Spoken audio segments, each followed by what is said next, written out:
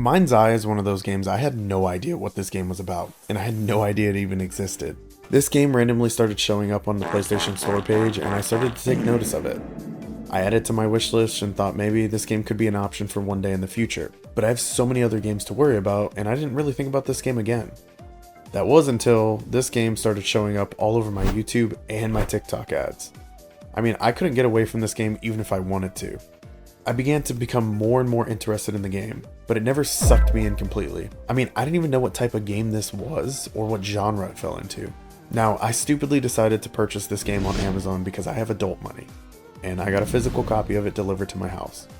Coming off of finishing The Plucky Squire and having finished that game extremely quickly, I pulled this game out of my mailbox and decided to look up a guide because by the time I purchased it, it had been out for a couple weeks now, and I figured how long would this game take me? This is when I decided to lock myself into a run in this game. I threw the game into my PS5 and I didn't look back. Let me clarify this now, because I even played this game after most of the negative reviews had come out regarding the game's performance. But I decided to go into this game with a positive outlook and already made up my mind that I would be going through this game with a positive mindset, and I wasn't going to let other people's opinions on the gameplay or game itself ruin my time with it. Is this game perfect? Absolutely not. If anything, it's far from it. I'm telling you this because before you click off of this video due to the title of this game, you know and understand that I knew about most of these issues this game had at launch, but I decided I wanted to give it a fair chance. Anyways, my name is Mitch and welcome to GamerRN. I hope you enjoyed the video. Now real quick, before we get into the video, let me give you some background information on this game.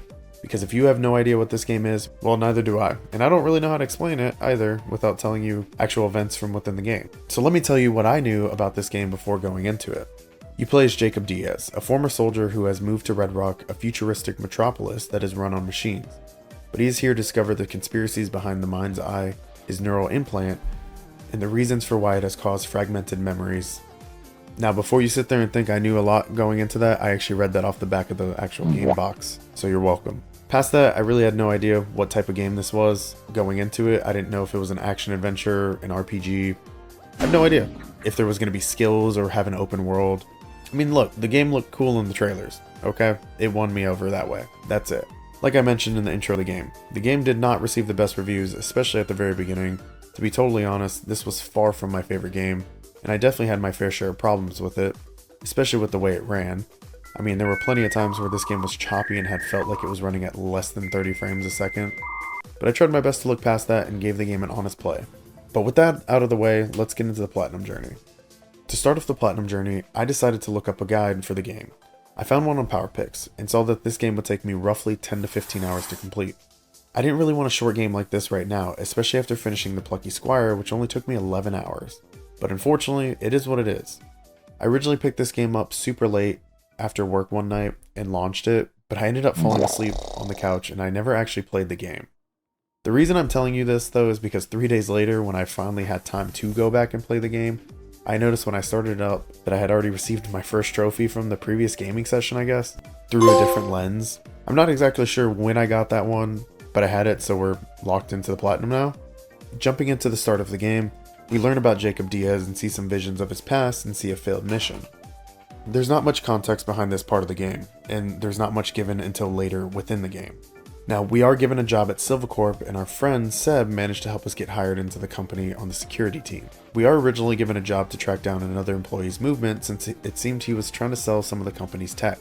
We managed to track the employee down throughout the Silvercorp factory and got the trophy I Spy. After retrieving the tech back and fighting off some mercenaries, we confronted the employee, and after we finally convinced him to take us back to his locker, there was an explosion within the factory. We began to start CPR.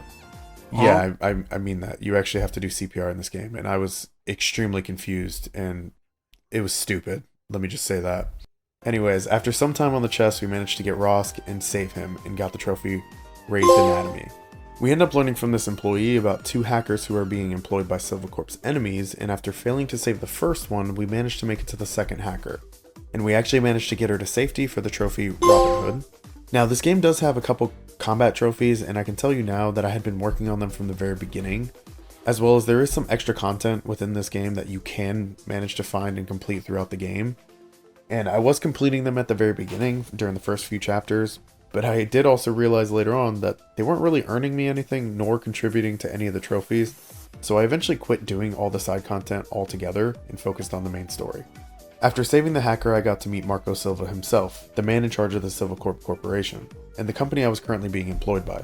After meeting him, he put me in charge of his security detail for a party. After we decided to leave the party because Marco was drugged, he was actually kidnapped, and I had to get him back now. During this mission, I managed to earn 3 different trophies. 1 shot 1 kill for eliminating 50 enemies with headshots, Soldier for eliminating 100 enemies, and Good First Impression for meeting and saving the boss's life. After saving Marco, he decided to tell me a little bit about the Mindseye, and he also told me he could turn it on to restore some of my memories. So when one of the scientists turned it back on and connected a little robot to my brain, I got the trophy Not So Total Recall for making a little friend. Continuing the story now, it was time Charlie, aka Robin Hood, aka the hacker, I saved earlier, and Jacob to meet with Hunter Morrison, who happened to be Marco Silva's old partner, who he had originally started Silva Corp with. In one of the next missions, I managed to open a safe within Morrison's old apartment for the trophy Robin of Lock Keys, and Jazzed on Java for meeting the real brains behind the operation. After meeting Morrison, he decided to send me on a few different missions to install different devices in certain areas within the city. Throughout these missions, I managed to collect 4 different trophies. The first being Robotic Blind Spot for installing the ODT in a solar farm. Second being Little Jacob for rerouting the power in the prison. Third being We Gotta Be Sneaky Charlie, Sneaky for breaking into the prison. The last one was It Looked Bigger in the Photos for witnessing Silva's really big toy and leaving a present on it from Morrison. Now, one thing I had been working on since unlocking my little robot friend was finishing off 50 stunned enemies, which I finally managed to get the trophy Finisher. Next, I got a trophy for launching the rocket into the air. I started last week. I also met up with Silva and Morrison and some lady named Diana, and we finally used all the ODT devices I had installed and got the trophy Collect Call for contacting someone or something. After Morrison sent off all of the ODT devices, all of the robots within Red Rock began to go off their rocker. And that's when I had to go and save Silva and Morrison from the military. They managed to retreat inside of Morrison's bunker, but now they were trapped. So when I got there, Morrison had built a robot to be better than any of the ones that Silva had built, but she actually allowed herself to be used as a battering ram to try to break the glass that they were being hidden behind. And after defeating the other humanoid robot that used her to break the glass, I got the trophy Crush Lily, because the flower may crumble, but it can always grow again. I tried taking Morrison back to the factory so we could launch a satellite, but we got hijacked, and when I got caught, the kidnapper made me dig a grave, and I was actually saved by mercenaries who had been trying to kill me the whole time, so I got the trophy In Too Deep. A few missions later, I needed to go save Charlie before making it back to the factory. When I got to Charlie, we were trying to get away from a cyborg man, and she actually sacrificed herself for me, and I got the trophy Swan Songs and Swan Dives. Making it back to the factory by myself now, one of the scientists upgraded my little robot with grenades, which now made it so I could take out enemies with explosions. So after a little bit of time, in the same mission that I had just got the upgrade in, I managed to get the trophy Explosive Personality for eliminating 25 enemies with explosions. I then managed to launch a satellite into the air, and after a little time and rocket fuel, I managed to align the satellite and got the trophy Rocket Science. Now, within the last few missions of this game, you end up traveling into a ziggurat to find Morrison, and while in this mission, I actually managed to get 4 trophies. The first being, I have no memory of this place, for first entering the ziggurat with Jacob. Lesser Key of Solomon, for unlocking the full potential of the companion drone.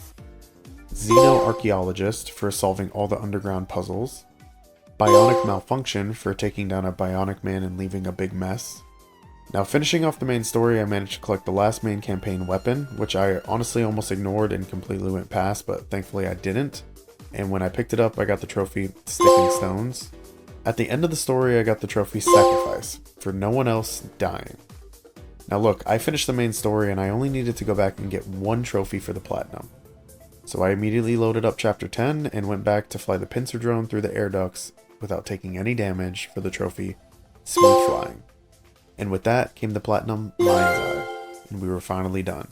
So look, normally this is where I talk about how the Platinum was, and sure, it was simple, easy, and can be completed just by finishing the game. I mean, every single trophy will be obtained during the main story, and even if you miss one related to the chapter, you can go back and replay it like I did at the end. Look, I had a ton of fun with this game. The combat is nothing impressive, but it's fun for the time while you're playing it. The weapons feel pretty balanced for the most part. The robot sidekick is pretty useful in firefights. Like, if you get overwhelmed, you can hack a robot and just have someone helping you, but past that, it's not really that useful, honestly. Those are most of the positives I can find within this game. This game is optimized extremely poorly and is kind of rough to run. It was like the first few chapters ran very poorly, and then halfway through the game it cleared up. But then the last 5 to 6 missions went right back to how it was at the beginning, and ran extremely poorly. This game definitely has some real issues, and I'm sure they won't be addressed completely, and I'm not the type of person that has to have a game run perfectly in order to enjoy it. This game isn't unplayable, but it definitely can make it more annoying to play.